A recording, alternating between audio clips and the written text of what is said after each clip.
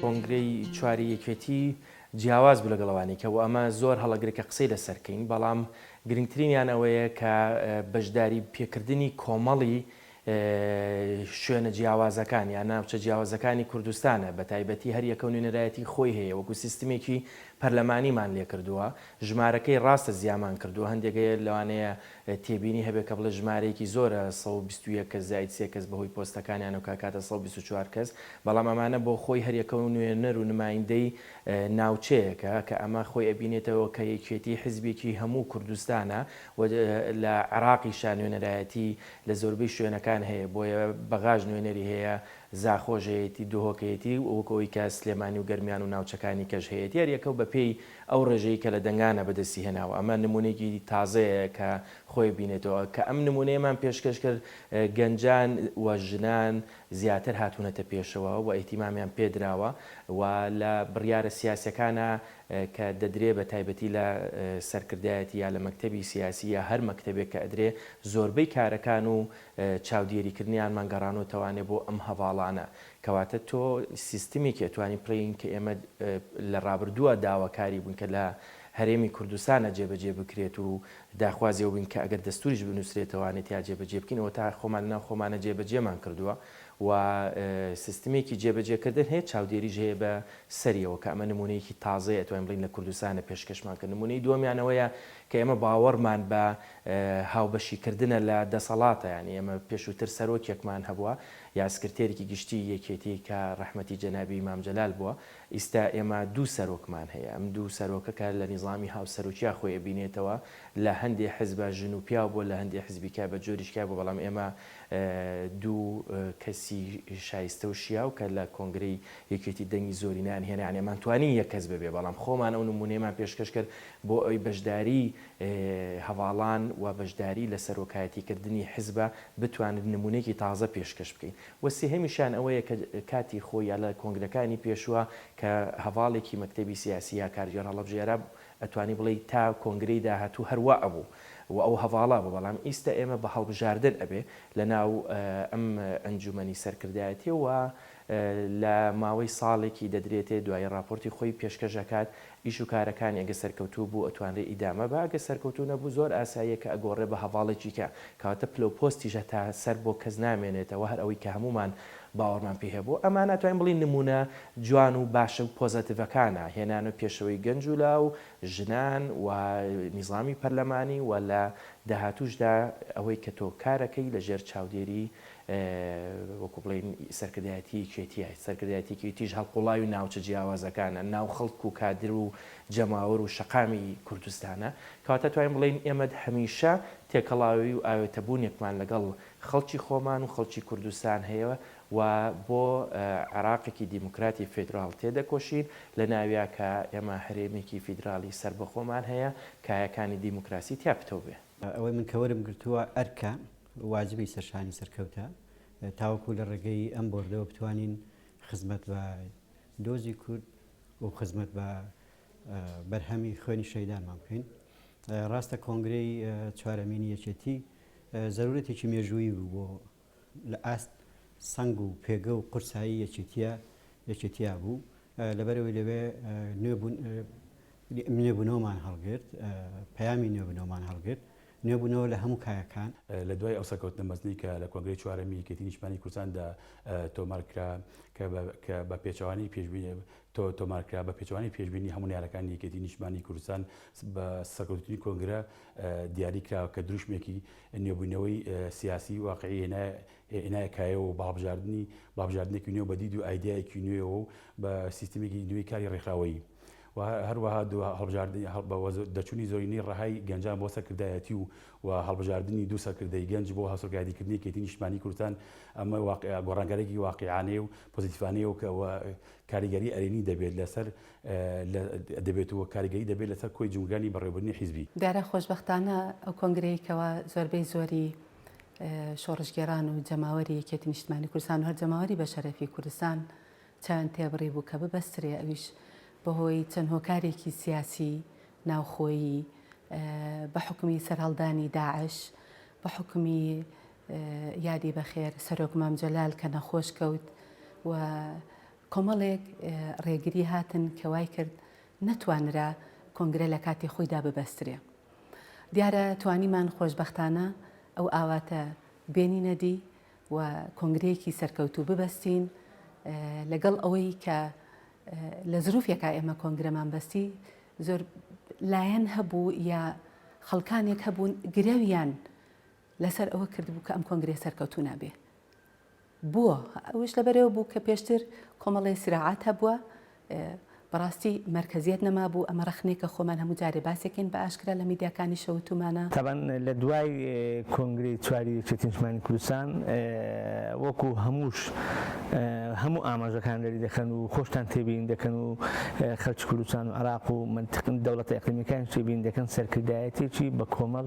لە گۆڕەیە. تەبەن ئەوەش نقطەی قووەی نقطەی بەهێزی سیاسەتی نوێی یەکێتی نیشتیمانی کوردستانە. یعنی قەراراتی فەردی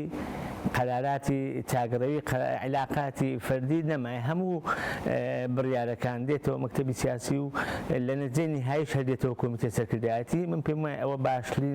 باشترین و بەقووەترین حەڵقەیە بۆ داڕژین سیاسەتی ئایندەی یەکێتی لە کوردستان و عێراق و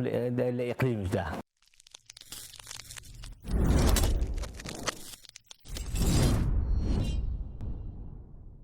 ئێمە وا بیرەکەینەوە کە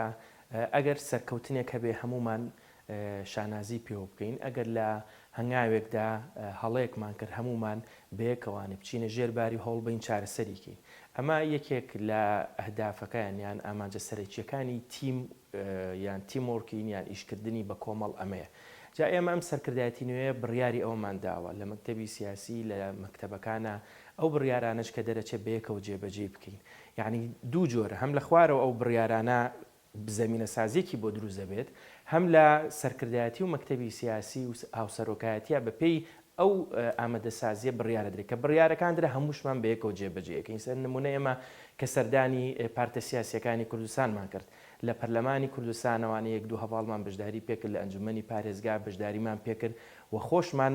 وەکو مەکتەبی پەیوەندیەکان وەکو لایەنەکانی کە ئەگەر پێویستکە مەڵبەندی سلێمانیمان بەشداری پێکرد کەواتە ئەمە ئیشی یەکتیمیە کەواتە تۆ لە جیاتی ئەوەی تەنها مەکتەبێک بڕوات سیرەکەی لە چەند لایەنێکەوە ڕۆشتووە بۆیەوە پێشەوە ئێمە کۆبوونەوە ئەکەین ئەو گفتوگوانەی کە ئەمانەوەی لەگەڵ لایەنەکانە بیکەینیان لەگەڵ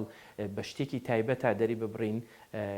هەموو هاوکارە بین بەیەکەوە هەموو لە گفتوگۆکانە بەشدارە بین و متمانەی گفتوگۆکانیش بەهێسترەکان لەگەڵ لایەنی بەرامبەرە. لەسەر مەسائلەکانی کێکە لە کوردستانە هەیە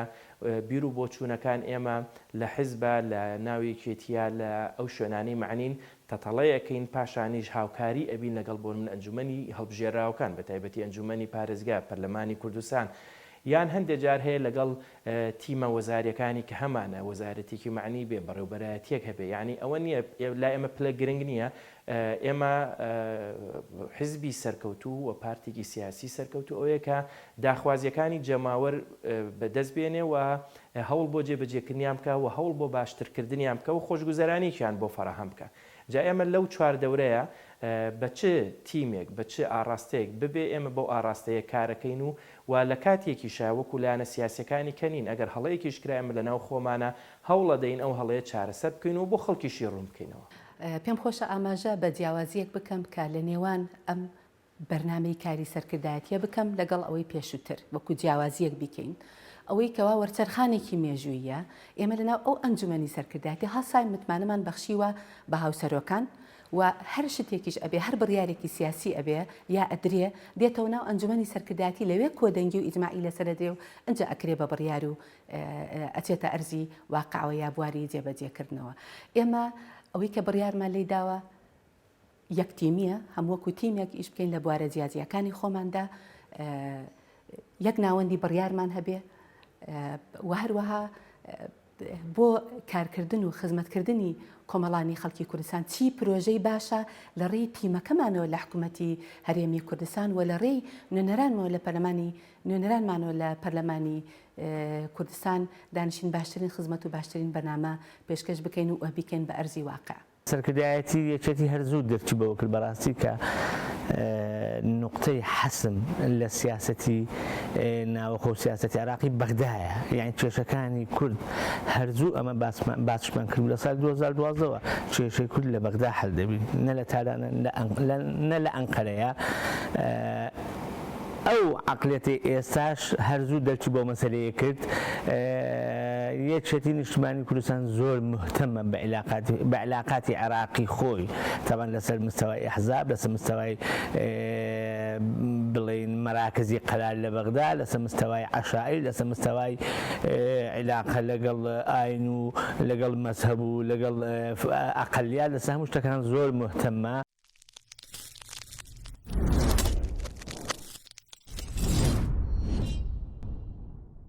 خۆشببختانە هاتوونێتە سەر ژێرخانێکی باشی هەیەکێتی لە ڕووی پەیوەندیەکانەوە. ڕاستی هەر لە دامەزرانی یەکێتی لە ساڵی 1975 ئەو هەواڵانەی کە یەکێتیان دامەزران بە سەرۆکایەتی هەواڵی بەڕێز و ڕەحمەتی سەرۆک مام جەلال هەم لە دروستکردنی یا دامەزرانی یەکێتیدا ئەتوانین بڵێن پێکهاتەکانی تایە لە مەزەبی سوننە و شیعە لە پێکهاتەکانی تری کوردستان و کوفەیلیەکان و هەروەها لە کاتی دامەزرانیەوانێ لە گەڵ وڵاتە عەرەبیەکانە پاشانیش لەگەڵ دنیای دەرەوە پەیوەندی باشە بوو. پاشان بە درێژایی تەمەنی یەکێتی ئەو پەیوەندیانە ئیدامە درراوە و لە قۆناغە جیاوازەکانە لەلایەن چەندین هەواڵەوانێ سەرپەرشتی کراوە کە پێم خۆش بوو ناوەکانیان بێنم، بەڵام بۆی ناوێکێکم بیر نەچێ ناوەکانیان ناهێنین و بەڵام هەمووی بە سەرپەرشتی و سەرۆکایەتی هەواڵ مام جەلال بووە. ئەمانە دەور و کاریگەری خۆیان هەبووە هەمیشە لە ئاستی ئیقلیمی، لە ئاستی جیهانیەوە، لە ئاستی ناوخۆیشە پێگەیەکی تایبەت بۆ یەکێتی نیشتیمانی کوردستان هەبوو. بۆ ئێمە توانین بڵێن ژێرخانێکی باشمان هەیە لە سەردەمی نوێە لە هەموو بارودۆخەکە خۆتان نەزانن ئەو ئەپدایتکردنەوەیە یان ئەو گۆڕانکاریانە هەندێک جار ڕوو ئەدا پێویستی بەوە بێ کە ئێمەش چاوخشانەوە بکەین بە پەیوەندیەکانە. یەکێتی پەیوەندیکی کراوەی لەگەڵ زۆربەی پارتە سیاسیەکانی کوردستان و ناوچەکە و جیهانەیە. توانین بڵین لە ئاستی ناوخۆیی ئێمە نزیکەی لە 45 هێز و جوڵانەوە و حیزبی سیاسی پەیوەندیەکی باشمان هەیە. ئەمەمان دابش کردووە بەسەر هەموو ناوچەکانی کوردستانە لە ڕۆژهەڵات و باکوور و لە باشووری کوردستان و لە ڕۆژ ئاواژ. لە ئاستی عێراقیش ئێمە پەیوەندی یەکێتی بەڕاستی لە ئاستێکی باشە لەگەڵ پارت و لایەنە سیاسی سونیەکانە شیعەکاندا و ئێمە تاکە حیزبین با بڵین لە عێراقا ئیستە نۆ سەرکردایەتی یەکێتی لەوێ کار دەکەن هەریەکە و لە شوێنی جیاجیا هەیە. ئێمە گرنگی بەغدا دەزانین چۆنە لەگەڵ هێز و لایەنە سیاسیەکانی ئێوێدا، هەر بۆیە ئێمە لەم ڕێگایوانە گرنگیمان پێدا و لە داهاتووشە بەرنامەی تایبەتمان هەیە بەنسبەت جیهانی دەرەوە و ناوچەکە و ئیقلیم. ئێمە وەکو یەکێتی پەیوەندی باشمان لەگەڵ لایەنە سیاسیەکان هەیە، لە تورکیا پەیوەندێکی باشمانەیە، لەگەڵ ئێرانە پەیوەندی باشمانەیە، لەگەڵ لایەنە سیاسیەکانی ئەو با بڵێن وڵاتانە پەیوەندی باشی دۆستانە هەیە. بە تایبەتی ئێمە لە ئاستی ئەوروپایە با بڵێن ڕێکخراوی سۆسیالیست ئینتەرناسیۆناڵ هەیە، لەگەڵ پرۆگرێسیڤ ئەلایەنس یعنی هەوپەیمانی پێشکەوتن خواست کە ئەمانە زیاد لە 140 پارتی سیاسی جیهانی تیان کە ئەمانە هەندێکیان لە ئۆپۆزیسیۆنن، هەندێکیانەیە لە حکومڕانیدان، هەندێکیانێ پۆستی سەرۆکوەزیران یان ئەندامی پەرلەمانیان ڕئیسی پەرلەمانی ئەوروپی.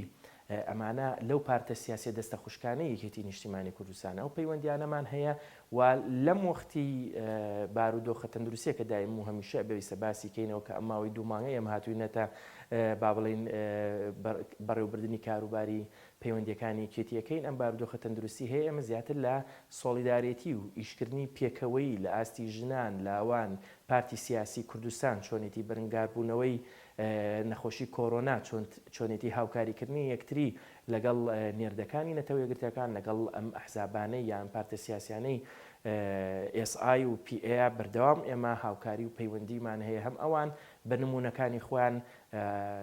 تێبینی خۆیان هەیە لەسەر ئیش و کارەکانی ئێمە و ئێمەش ئەم نمونانی کە لە کوردستانە هەیە ئەوانی کە لە ڕێی تیمەکانی حکوومەتەوانە جێبەجێ ئەکرێت و خۆشتان نەزانن کە لە حکوومەت هەرێمی کوردستانەی کەتی تیمێکی باشی هەیە کە بەشدارە لە بڕیارە تەندروستیەکان، بڕیارە حکوومیەکان و یا ئیداریەکانی ئەو ناوچەوە لە هەروەها لە حکومڕانی خۆجی سلێمانیشە دەورێکی گرنگجەیە. بۆیە ئەمە تێکەڵاوکردنەوەی ئەمانە هەمووی بەیەکەوە بەشێکی گرنگی بۆ پەیوەندیەکانە گەڕێتەوانێت کە ئێمە لەو ڕێڕەوەی کە لە ڕابردوودا هەبووە بە بەرنمەیەکی نێوانێ بەردەوامی لەسەر ئەوە ئێمە لە منتەدای عەربی شاکە وڵاتە عەربیەکان ئەگرێتەوە دیسانەوە بەشداریکی باشمانێ وەکو یەکێتی نیشتیمانی کوردستان و لە داهاتووشدا بەرنامەی زۆر گەورە و گرنگتر هەیە. یەکێک لەو کانە کە بەر ئێمە کەوت باڵێن پەیوەندیەکانی دەرەوەی یەکێتی نیشتیمانی کوردستان بوو. ئێمە ئەمانەوێ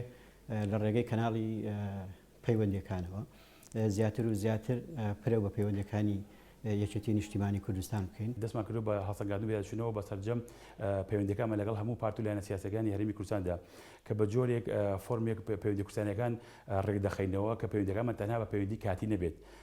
تەنها لە کاتی هەڵبژاردن نەدەبێت و کار دەکەین لەسەر کە پەیوەندیەکان پەیوەندی بەردەوام بێت لەگەڵ سەرجەم پارت لایەنەکانە و بۆ ئامانجی نەتەوەیی و نیشتیمانی و خۆشوزەرانی خەڵکی کوردستان بێت پەیوەندیەکانمان. دیارە یەکێک لە ئامانجەکانی یەکێتی نیشتیمانی کوردستان و ئەو ئامانجەنی کە کاری بۆ کە پتەوکردنی پەیوەندیەکانمانە دروستکردنی پەیوەندی و نوێ بە تایبەتی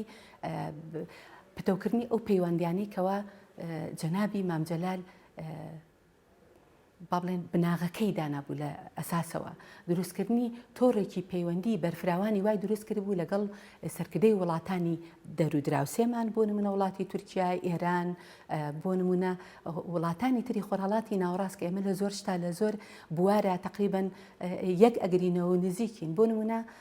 وڵاتی مصر ئێمە تاوکو ئێستا لەگەڵا بێ نوێنەرمان هەیە لە وڵاتی مصر دیارە بوونی ئەو نوێنەرە هەراو بە ئاسانی نەکراوە لە شەو ڕۆژێکە. پەیوەندیەکانی ئێمە ئەگەڕێتەوە بۆ زمانی جەمال عەبدولناسر بەڕەحمەت بێ هەروەها جەنابی مام جەلال کە پەیوەندێکی زۆر پتەوی دروست کردووە ئەگەرچی ڕژێمەکان گۆڕان نیزامەکان گۆڕان بەڵام ئەو پەیوەندیانی یەکێتی نیشتیمانی کوردستان هەر لەوێ ماوەتەوە و سابتەوە ئێمە پەیوەندی باشیشمان هەیە لەگەڵ ئەو وڵاتانەوە هەوڵە دەین زیاتر برێوی پێ بدەین و پەرەی پێ بدەین. هەست بە ئێحتیمامەکێک جار گەورە دەکەم لەلایەن هەموو مەراکزی قەراری یەکێتی نیشتیمانی کوردستان بە هەموو تەرسەسوولەکانی لە هاوسەرۆک و لە کارگێڕ و لە مەکتەبی سیاسی و کۆمیتەی سەرکردایەتیش بە بەغدا ئێحتیمامی یەکێتی بەرنامەی یەکێتیش بە بەغدا بەرنامەیەکی فراوانە پێشم وایە تەحەدای مەسائلە سیاسیەکان دەکات یعنی با بڵێن تەجاوزی مەسائلە سیاسیەکان دەکات بۆ مەسائلە ئیجتیماعی و سەقافی و کەلتوریەکان پەلداوێت.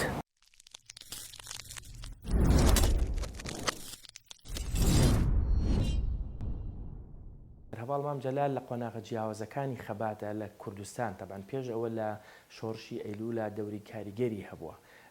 لە پێش هەڵگرستانی شۆڕشی نوێی گەلەکەمانە بەڵام ئەگەر ئێمە بینە سەر دوای ساڵانی 75 وەکووتمان لە دامەزراندنیەوەنێ ئەو پەیوەندیە بەهێزەی کە هەواڵ مام جەلال لەو کاتەیە دروستی کردبوو و یەکێتی بە جیهانی سەرەتا عەربی پاشان جیهانی ئەوروپی و ئەمریکا ناسان دوای کرد هێواش ناسینی ئەم هێزە قبول بکرێ و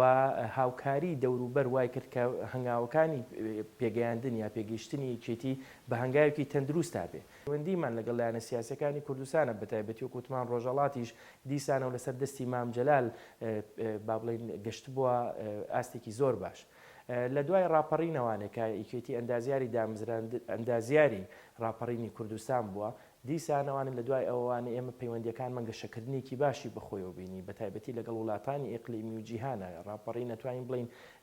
وەکۆڵە قەفزەیەکی گەورە بوو لە ئاستی گەشەکردنی پەیوەندیەکانی یەکێتیدا و بە دوای ئەوە دانانی نوێنەرەکان لە وڵاتانی دەرەوە لە وڵاتە عەربیەکانیش و وڵاتانی ئیقلیمی و ئینجا پاشانیش جیهانیش ئەمانە هەمووی لەسەر دەستی هەواڵی بەڕێز مام جەلال بوو کە مام جەلال پێی خۆش بوو لە زۆربەی شوێنەکان و یا وڵاتانی دنیادا یەکێتی نوێنەری هەبێ جگە لەوانەی کە لە پاش دامەزراندنی حکوومەتی هەرێمی کوردستان و هەنگاوەکانی وردەوردەی کە فەرمانگەی پەیوەندیەکانیش دامەزرا بەرنامەی ئێمە بوو کە حکوومەتی هەرێمی کوردستانیش بەپێی پێویستی لە زۆربەی وڵاتانی دنیا پەیوەندیکی باش و نوێنەرایەتی هەبێ. بۆیە هەمیشە مام جەلال تەوازنێکی باشی ڕاگرت بوو لە ئاستی پەیوەندیەکانی لەگەڵ جیهانە و هەمووشی لە پێناوی خزمەتی مەسلەی ڕەوای کورد و دۆزی کوردایەتی و چەسپاندنی بنەماکانی فدرالیەت بوو و زۆربەی هەوڵەکانیشی لەسەر گەڕانەوەی ناوچە دابڕێنراوەکانی کوردستان بۆ بە تایبەتی کەرکووک. ئەگەر ئێمە بینەوە سەر ڕۆڵی و پێگە و دیپلۆماسیەتی جەنابی مام جەلال ئەو دیار بوو بە هیمەتی خۆی یا بە شارەزایی و دیپلۆماسی خۆی توانی ئەو کاتە کە دۆزی ڕەوای کورد یان قزەی کوردی بگەینێتە نێو مەحفەلی دەولی ئەو بۆ ئێمە لە ساڵی 2008 جنابی مام جلال هەڵبژێرا بە جێگیری سکرتێری سوسیال ئەنتەرناسیۆنال توانیمان لەناو ئەوانیشە کۆمیتەیەکی کوردی دروست بکەین لە ڕێگەی کۆمیتەی کوردیەوە توانیمان ئەوە بوو لە شەڕی دژ بە داعشە بتوانین سرنج و پشتیوانی نێو دەوڵەتی هەم بۆ خۆمان و زیات پێش ئەوە بۆ ڕۆژاوە بوو کە توانیمان کۆبانی لە کەوتن ڕزگار بکەین ئەوش بە هیممەت و توانای پەیوەندەکانی یەکێتی نیشتیمانی کوردستانیا ئەو بانگراوە دەمێژوەی کە جنابی مام جلال لەسەر پەیوەندیەکانی یەکێتی دروستی کردبوو لەگەڵ وڵاتانە ڕۆڵی جنابی مام جلال لە دیبلۆماسیەتی کوردی و لەناو ئەوانیش هەوەکو سکرتێری یەکێتی نیشتیمانی کوردستان کە کاریزبایەک بوو هەمیشە ئەو بڕوایەکی پتەوی بەکاری دیبلۆماسی هەبوو لە 1970ەوە تا 1994 ئێمە ئەرشیفێکی باشمان لە مۆزەخانەی فەڕەنسا پارێزراوە ئەوش بە هیمەتی جنابی مام جلال بوو ئەگەر ئێمە دقت دێن و بچینە ئەوە بیخوێنینەوە هەرەوەش بوو کە لە ڕێگای ئەوە بێرنارد کۆشنەر یان خات و دانیێل ڤێتران کە خێزانی فرانسۆ میتران بوو لەوێشەوە دیبلۆماسیەتی کوردی یا بڵێن دیبلۆماسیەتی یەکێتی کە ئەویش هەر بەرهەمەکەی دوجارە بۆ دۆزی کورد و خەڵکی کوردستان دەگەڕا پەیوەندەکانی کە نیشتیمانی کوردستان دەگەر ئەوڕبین لە ڕابردووی ئەم پەیوەندیانە سەرۆک مام جلال دەڕێژەری پەیوەندەکان بووە کە پەیوەندی لەگەڵ سەرجەم پارت و لایەنە سیاسەکاندا هەبووە بەبێ جیاوازی گەورەی بچووکی ئەوە ئێمە ئەمانەوەی ئەو پەیوەندیانی سەرۆک مام جلال پەرە پێبین و گەشەی پێبین ئەڵێن ڕۆڵی مام جلال دیارە ئەو هەم نەخشەدا ڕێژەری ئەو سیاسەتی پەیوەندەکانی ئێمە بووە لە ناو یەکێتی جگە لە هەواڵانی تریش لە دەستەی دامەزرێنەر یادی بەخێر جەنابی کاک عادل مراد ئەویش پەیوەندێکی زۆری هەبووە جەنابی کاک نەوشیروان یادی بەخێر کاک عەبدوڕەزاق فەیلی ئەمانە و زۆری تر ینی کاک عومەر شێخموز جەنابی دکتۆر فوئاد ئەمانە هەموو ڕۆڵیان هەبووە لە ئیدامەدان و بەرەودانی ئەم پەیوەندیانە لەگەڵ با بڵێن وڵاتانی دراوسێ و حکوومەتە جیاجیەکاندا کاریزمای جنابی مام جلال بوو توانی بۆ یەکەم جار ئاشتێک بەرقەرار بکا لە بینی پارتی کرێکارانی کوردستان و حکوومەتی تورکیایە فترەیەکی باش ناوچەکە ئارامی بە خۆیەوە بینی یەکێک لەو نمونانی کە حەزەکەم بۆ مێژوو کە تەوسیقیش کراوە ڕۆڵی جەنابی مام جلال بۆ دروستکردنی پەیوەندی لەگەڵ خاڵێ خۆشببوو تورکت ئۆزالە کە ئەو کاتە سەرۆکی کۆماری تورکیا بووە کە چۆن جەنابی مام جلال توانیوێتی کلیلی ئەو دەرگایە بێت کە بکرێتەوە تەنانەت بەڕووی کاک مەسعود بارزانیشە بۆ ئەوی لە داهاتوو ئەو پەیوەندیانە پێ بدەن تەنانەت دەرگایەک بووە مام جلال توانێتی ئەو پردێژێ بۆ هاتنە ناوەی ئۆپۆزیسیۆنی عێراقی ئەو کاتیش چونکە کە پلانی داڕشتنی ڕوخانی ڕژێمی سەدام درا خوارەوە لە خۆیەوە نەکرا جەنابی مام جلال زۆر ڕۆڵی هەبووە لە دروستکردنی ئەو پەیوەندیانە چونکە ئەگەر تورکیا هاوکارمان نەبووە ئەو کات تورکت ئۆزال قەناعەتی بەوە نەکردە کە جەنابی مام جلال توانێتی قەناعەتی پێ بکە بۆی ئەو مؤتەمەرە ببەسرێەوە لە کۆتاییە سەرکەوتن بەدەست بێ ئەو کات کە مام جلال ڕۆیشتە وەکو ئۆپۆزیسیۆنێک وەکو سەرۆکی حزبێک سکرتێری حزبێک بەڵام لە دوایە واقعەکە واشکایەوە خۆشبەختانە دوای ڕوخانی ڕژێمی سەدام ئەو پەیوەندیانە وای کرد کە جەنابی مام جلال بوو بەسەر کۆماری عێراق ئەو کات ئەوانەی کە لە ئۆپۆزیسیۆنی عێراقی بوون یەک لەوانە بوو بە سەرۆکی حکوومەت یەک لەوانە بۆ نمونە بوو بە وەزیری دەروەی عێراق یعنی پەیوەندیەکان ئەوەندە گرنگە ئەوەنە ڕۆڵ ئەبینێ لە گۆڕانکاری هاوکێشەکان و ڕۆڵی باش ببینێ لە دەرەنجامی باشیش ڕاستیەکەی مهندسی عیلاقاتی یەکێتی نەکە لە مستەوای عێراق لە مستەوای ئەقلیم و دەوڵەتانی عالەمیش جەنابی مام جلال بوو یعنی وجودی جەنابی مام جلال قووەتێکی یەکجار گەورەی بە مەسایلی عیلاقات و عیلاقاتی یەکێتی لەگەڵ حزب عێراقیەکان و حزبەکانی دەوڵەتانی دراوسێ و کەمە نەتەوایەکان و کەمە مەسەبیەکان و مەسەبیەکانی تریشی ئەو سونە و مەراجع و هەمووی دابوو بەڕاستی پێی دەکرات تەوازێکی زۆر گەورە ڕابگری غیابی مام جلال کارێکی زۆر سلبی کردە سەر ئەو عیلاقەی بەڕاستی لە دوای نهایەتی 2012 تا ئێستا عیلاقاتەکان دەتوانم بڵێم بەرەو کزی چووە بەڵام ئەو احتیمامی ئێستا من هەست پێ دەکەم لەلایەن مەراکزی قەراری یەکێتی ئەو احتیمامە خەریکە هێواشەواش دەگەڕێتەوە بە تاکید وەکو پێشومان پێ ناکرێت بەڵام حەول دەدەین ئەو عیلاقاتە لەسەر مستەوای ئەحزابی عراقی لەسەر مستەوای بڵێن کایەی سیاسی حکومڕانی لە عراق لە وەزیرەکان و لە بڕیاردەرەکانی حکوومەتی عراقی لەسەر مستەوای عەشایری عراقی لەسەر مستەوای کەمە نەتەوایەتەکان لە هەموو مستەوایەکان لە خزمەتی دابی لە خزمەت سیاسەتی لە خزمەت سیاسەتی بەرەو پێچووری دۆزی کورد لە بەغدا و لە خزمەت سیاسەتی فرەوانکردنی قاعیدەی جەماهیری سیاسی یەکێتی نیشتیمانی کوردستان دابی.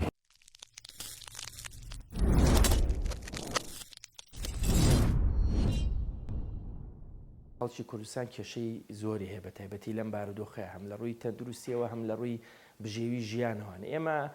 بەم سەردانانەمان کە لەگەڵ لایەنە سیاسیەکانی کوردستانێکین بۆ ئەوەیە کە هەر پارتێکی سیاسی کە نمایندە و نوێنەرایەتی کۆمەڵێک خەڵکی کوردستانەکە و خۆش دەزانین مجموعەیەکی زۆری ژێ کە لە هیچ هێزێکی سیاسیە بەشدانین. بەڵام زۆربەی پارتە سیاسەکان یا تەلەڤیزیۆن و ڕۆژنامەیان هەیە و هێزی گەورەن و لە کوردستانە بارەگایان هەیە و تێکەڵاویان لەگەڵ خەڵکی کوردستانە هەیە. ئێمە ئەمانەوەیە ئەو بیر و باوەڕ و بۆچوون و پرۆژانێکی یەکێتی هەیەە کە لە پێناوی دابینکردنی ژیانێکی وە گوزەرانێکی باشە لە مۆزعی کە هەرێمی کوردستان و عراق و ناوچەکەی پیاتی ئەپەڕێ بە تایبەتی دوای ئەوەی کە ئاکامی تەندروستی نەخۆشی کۆڕۆنا چەند خراپ بوو بەڵام ئاکام و یاماکە خراپەکانی لە ڕووی کۆمەڵایەتی لە ڕووی ژیانی سیاسی و لە هەمووی گرنگتر مەسەلەی دارایی بەرۆکی هەموو خەڵکی گیانەگرێ بە تایبەتی کوردستانە. بۆی ئەگەر ئێمە پەیوەندێکی باشی لایەنە سیاسیەکان نەبێ بەیەکەوە تێگەیشتن نەبێ ئاڵوگۆڕی بیرڕان نەبێ ناتوانین ئەمانە جۆرێک لە جۆرەکان بە شێوەیەکی تەندروست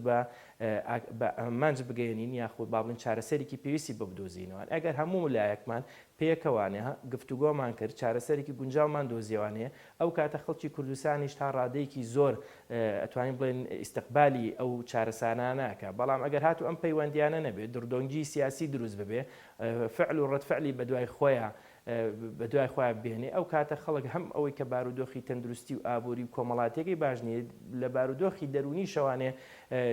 با بڵین کەشێک دروست دەبێت کە جێی ئومێدی کەس نابێت و لەو کاتانە شەلەوانێ بڕیارێکی دروست نەدرێت لە چارەسەرکردنی کێشەکانە. بۆیە هەمیشە ئێمە باوەڕمان بەوە هەیە بە گفتوگۆ بە پەیوەندی باش بە گوێگرتن لە خەڵکی کوردستان بە سازدانی زەمینەیەکی گونجاو بە کەشێکی باش بتوانین کێشەکان چارەسەر بکەین و ئێمەمانانیش هەموو لایەنەکانی سیاسی کوردستان بە تایبەتیەکێتی ئێمە هەڵقڵاوی ناو ئەو خەڵکەین وەکو وتمان کە زۆربەی نمایندەکانی ئەوانین لەو باوەڕەدام کە زۆربەی چارەسەرەکانیش هەر ئەو چارەسەرانن کە لە پێناوی خزمەتی خەڵکی کوردستانە و چارەسەرێکی بنچینەیش بێ نەک ئەوەی کە وەکو ئەڵێ دەرزی بەنج بێ موقەت بێ بۆ کاتێکی کەم بێت. یەکێتی نیشتیمانی کوردستان هەمیشە لە ڕێگەی پێگە و سەنجی خۆیەوە توانیوێتی دۆزی ڕەوای گەلەکەمان بەرەو پێش و بەرەو پێشتر بێت و هەروەها پشتیوانیشی بۆ پەیدا بکات. هەر لە ڕوانگەی دیدی نوێی یەکێتی سەکردایەتی یەکێتی و کە بەرنامەکاری پەیوەندەکانی بۆردی پەیوەندی کوردستانیەکاندا کار دەکەین بۆ ڕێخستنەوە پەرەپێدانی پەیوەندەکانمان لەگەڵ سەرجەم پارت و لایەنە سیاسەکانی هەرچوار پارچەی کوردستان. یەکێتی نیشتیمانی کوردستان هەمیشە هەوڵەدا کە هاوسنگیەک لەو پەیوەندیانە ڕابگرین و هەوڵی ئەو ڕاگررتنەیش ئەدەین بە هیمەتی هەموو لایەک بە تایبەتی ڕاگررتنی سەقامگیری ئاشتی تەبایی لە نێوان هەموو پێکهاتەکان و بابڵێن دانیشتوانی خەڵکی بابڵێن ئەو وڵاتە هەرێمانیکەوە سنوورمان بەیەکەوەیە هەتا ئەوانی تریشکەوە بابڵێن سنووریشمان بەیەکەوە نییە بۆی بتوانین لە کۆتاییە پەیوەندێکی وا دروست بکەین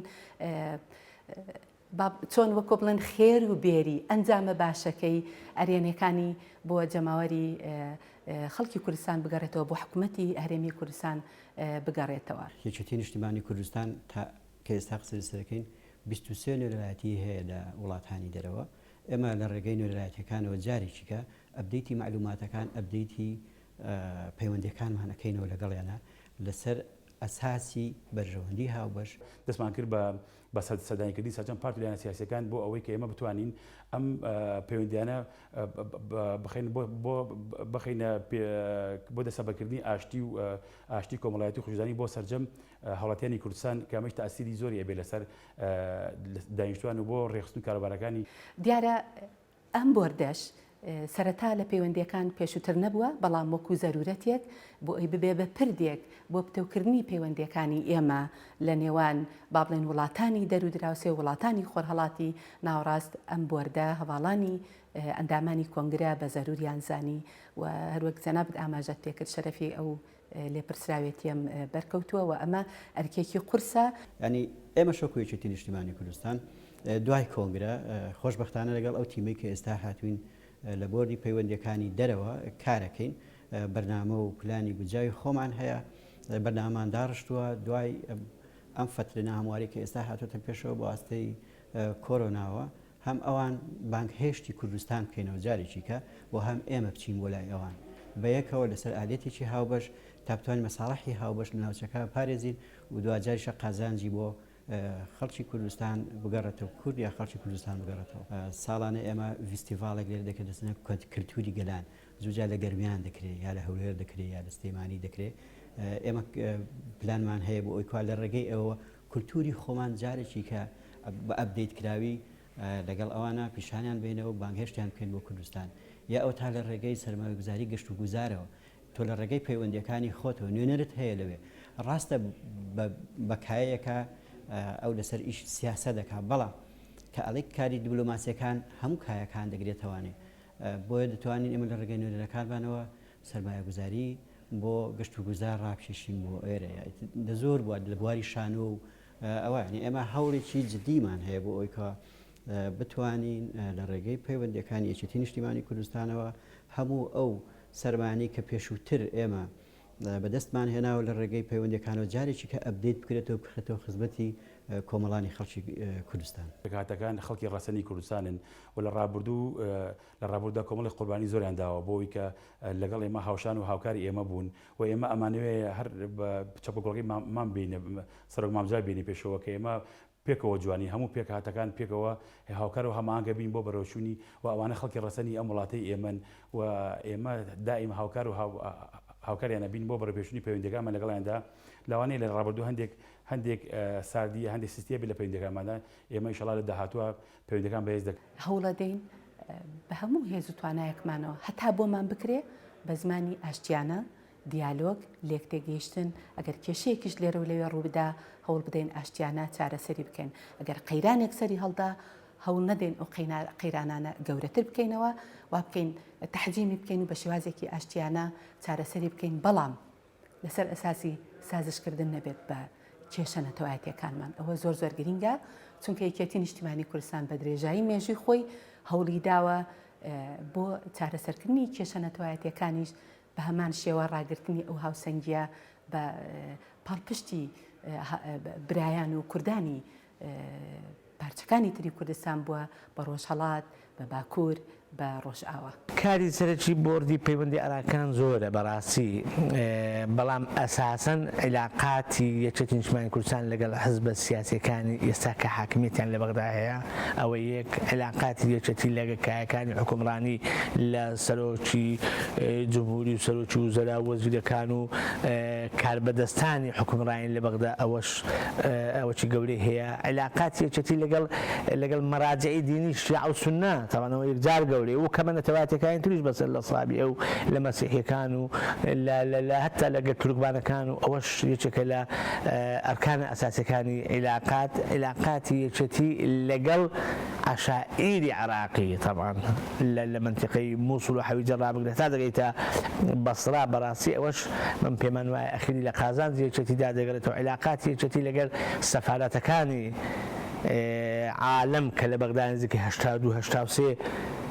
دەوڵەت سەفارەتی هەیە لە عێراق عەدەدێکی کەم نییە ئەوەش بەتاکید لە قازانجی یەکێتی و قازانجی خەڵکی یەکێتی دەگەڕێتەوە لە بەغدا.